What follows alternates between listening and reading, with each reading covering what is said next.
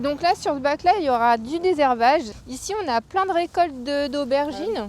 C'est une culture d'entreprise. Chaque jour, à la pause déjeuner, ces salariés troquent leurs ordis contre des pelles ou des râteaux. Regarde comme elles sont magnifiques. Ah oui. Ouais. Ah non, elles sont sublimes. C'est Delphine Breuil qui les a aidés à créer ce potager participatif au mois de mai. En 5 ans, elle a installé une 60aine de potagers dans la région pour des entreprises, mais aussi des collectivités ou des bailleurs sociaux. Elle vient ici toutes les 3 semaines pour cultiver ses jardiniers en herbe. C'est vraiment progresser ensemble, de former.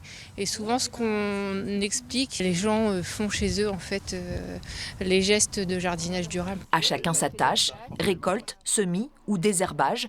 Dans ce jardin biologique, Cathy enlève à la main des chenilles un peu trop friandes de choux de Bruxelles.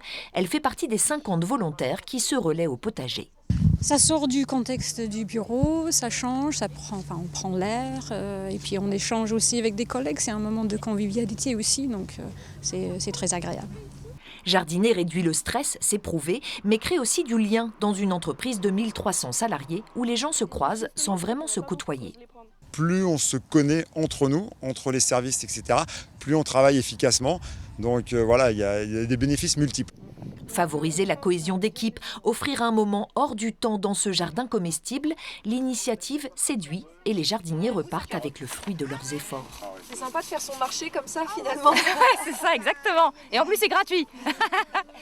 Le projet s'inscrit aussi dans une démarche environnementale de l'entreprise pharmaceutique qui tente de réduire son bilan carbone. En 10 ans, Aptar Pharma a doublé sa production sans jamais augmenter sa consommation d'énergie.